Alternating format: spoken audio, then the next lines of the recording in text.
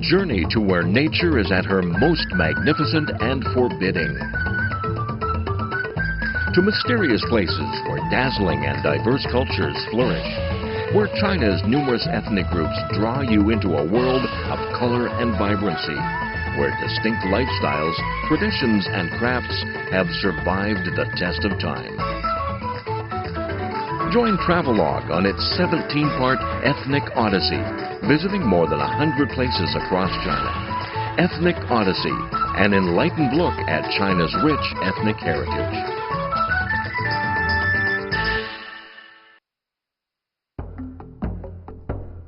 On this episode of Travelogue, we party with the Uyghur minority in search of the best sights in Turpan and Koralur.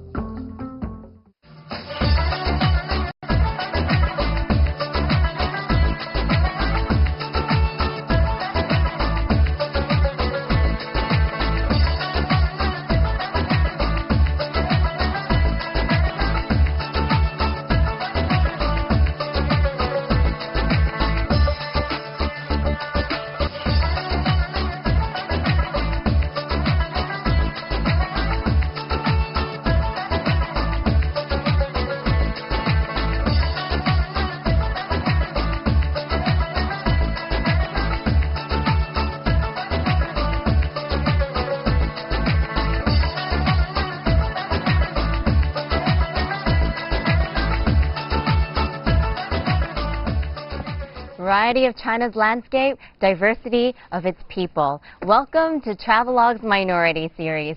You're traveling through Turpan with me, Michelle Lean, and we begin our journey in a Uyghur home. People known for their excellent work ethics, warmth, and hospitality. Now sit back and relax while we discover the lives of the Uyghur community. Turpan is located in the southeast of the provincial capital Urumqi. To get to Turpan, the hottest location in China, we cross the Tian Shan Mountains. Blistering hot in the summer and yet painfully cold in the winter, Turpan is an unconventional place for you to work on your tan. But hey, every once in a while, it's nice to stray from the typical beach holiday and journey to a cultural paradise. Turpan was once an important stop on the Silk Road, and today, the cultural influences from the past are still evident. In the Uyghur language, Turpan means place with rich soil, and it is that soil that gives Turpan the reputation of being the Great Garden of China. While the population is made up mostly of the Uyghur minority group, you really get a sense of how culturally integrated Uyghur and Han are when you're here.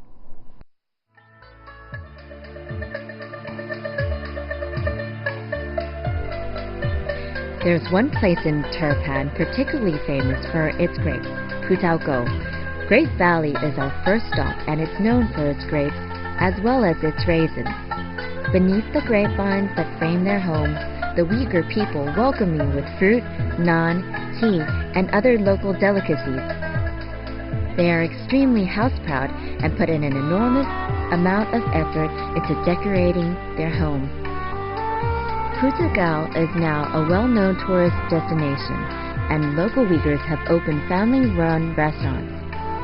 You can always try a homestay, but if you're just up for a meal and friendly conversation, adjourn to a local family-owned restaurant for a taste of Uyghur hospitality.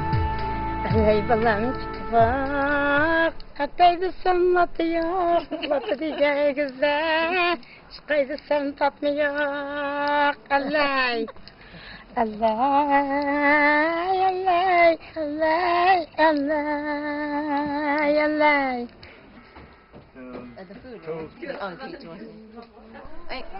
Uyghur people know how to show you a good time, and they don't just stop at the food.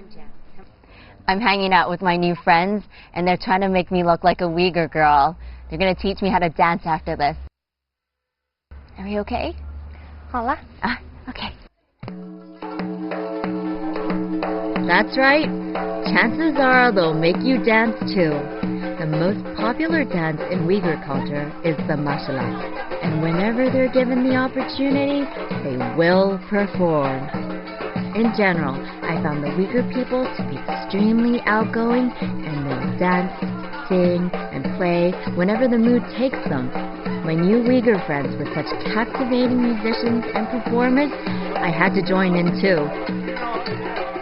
Having trained since an early age, they're instilled with a passion for self-expression through dance, and it's a tradition that's been maintained for many years.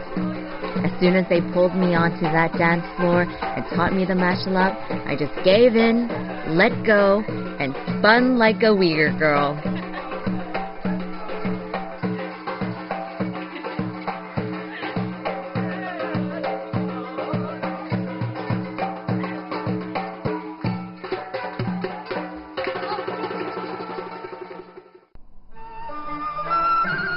In Putalco, there are a lot of grapes grown each year, and the majority make the beautiful transition from grape to raisin. There are over 100 different types of grapes in Turpan, and because of that, no two raisins are ever quite the same.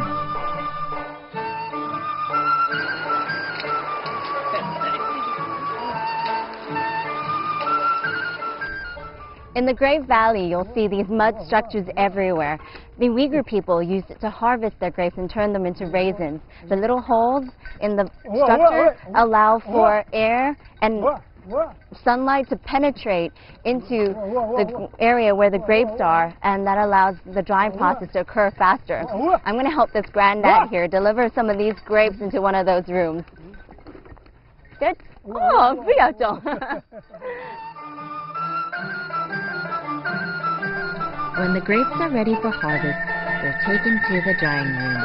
At this time of year, things are especially hectic for the Uyghur families because their livelihood depends on these raisins. They work all hours till the job is done, and always as a family unit without complaint. So the next time you pop a raisin into your mouth, think about where they came from. If it's from Turpan, it means a whole lot of good old hard work. And knowing that, you're bound to appreciate the natural sweetness of each bite that much more. She's just told me that this frame here will hold 150 kilograms of grapes, and the entire room, 20 tons. So they hang all this here to dry, and they become raisins.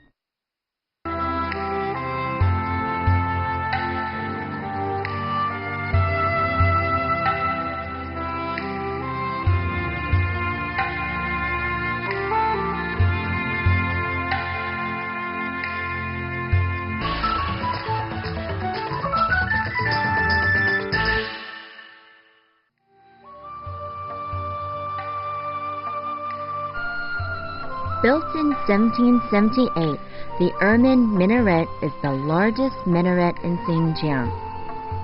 It was built under a commission by Suman, head of Turpan Prefecture and the second son of Ermine Khoja, a famous Qing dynasty general. Suman built a monument to honor the achievements of his father and serve as an expression of his loyalty to the Qing dynasty. Designed by a Uyghur architect named Ibrahim, the tower exhibits the beauty and glory of Uyghur architecture. Ibrahim used sun-dried bricks in a diamond pattern, the same that are found in most Uyghur buildings, and incorporated a simple wooden pillar and domed sacred area into the adjoining mosque. The serenity of the tower is strangely addictive, and I can't help but continue to wander on in search of past secrets, exploring every nook and corner. As the sun continues to rise, I climb the tower in the hope of finding a magnificent view. And I'm not disappointed. Framed by dome-shaped windows are uninterrupted views of lush trees occupied by singing birds and village homes. A scene of perfect balance between nature and man.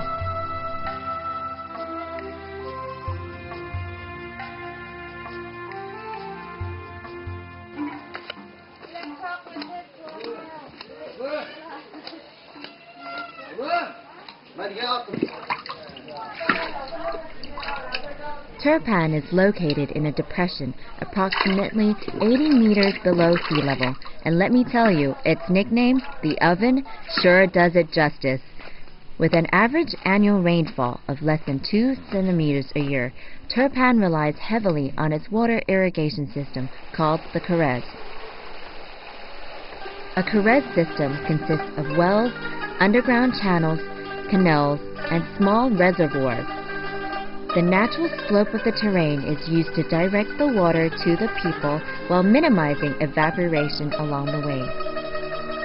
Dating back to the Han Dynasty, the irrigation system receives its water from the surrounding mountains and from the annual snow melt. There are just under 1,000 Karez systems in Turpan. The total length of canals is over 5,000 kilometers. Even the children know what a large part the Karez plays in their lives. All this talk about water is making me thirsty. The Uyghur girls have offered me a drink, and the water is deliciously cool.